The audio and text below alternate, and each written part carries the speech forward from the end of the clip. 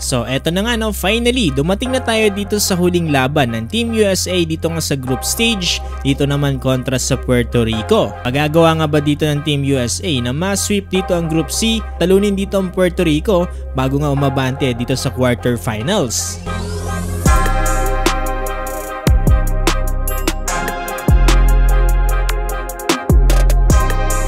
So eto nga no, matapos sa naging dalawang laban dito ng Team USA dito nga sa Paris Olympics, ay tila nga ba wala pa rin nakakatalong koponan sa kanila. Ito ay sa kabilangan ng hindi birong mga teams ang kanilang mga nakaharap dito, kabilang na nga dito ang Serbia at ang South Sudan.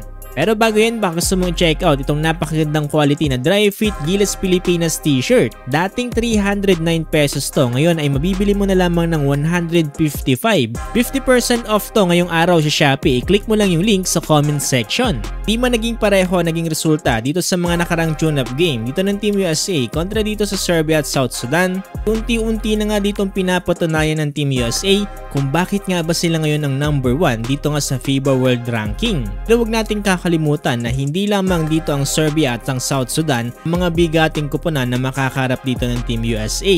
Nating kakalimutan na nandito sa Group A ang Canada, Greece, Australia, nandito naman sa Group B ang Germany at France. Tanga sa akin no, ang isa sa pinakamabigat ngayon na kompetisyon ay itong Group A.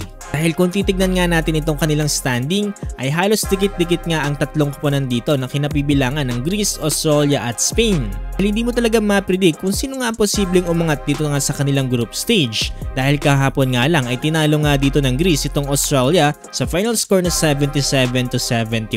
Dito ay nagpakitang gilas dito para sa Greece itong si Giannis Antetokounmpo na kung saan nakapagtala ng 20 points, 7 rebounds and 6 assists. Medyo nahirapan nga rin dito ang Australia na kung saan pinangunahan dito ni Landale with 17 points, 8 rebounds and 1 assist. Pero sa kabilangan ng mga mabibigat na kompetisyon na yan ay tila nga ba marami rin nagtatanong ngayon kung sino nga ba mga koponan na maaari talaga magpabigat dito para sa Team USA. Sa ngayon ay hindi pa rin talaga natin to matiyak dahil sa ngayon ay nasa group stage pa lamang dito ang mga koponan. So once na masala na yan at umakyat na nga dito sa quarterfinals ay dito na unti-unting bibigat ang tensyon.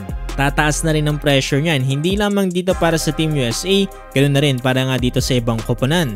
Medyo nakaka-pressure nga lang din yan dito para sa part ni Steve Kerr dahil nga sa bashing ng mga natatanggap niya dito online. Ito ngayon matapos nga na magkaroon ng ilang mga DNPs ang mga players dito ng Team USA at hindi lamang to basta-basta mga players dahil ang ilan dito ay mga NBA champion, MVP at All-Star.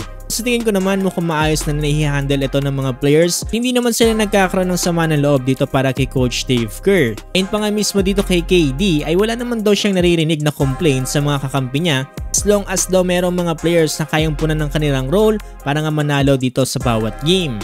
So yun, abangan natin ang magiging laban dito mamaya kontra sa Puerto Rico 11:15 PM dito sa atin sa Pilipinas.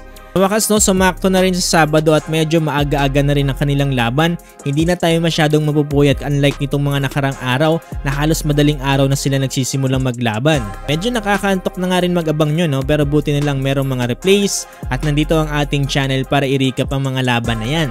So yun, sa tingin mo, masasweep nga ba dito ng Team USA ang Group C o magkakaroon ng upset at matatalo sila dito ng Puerto Rico?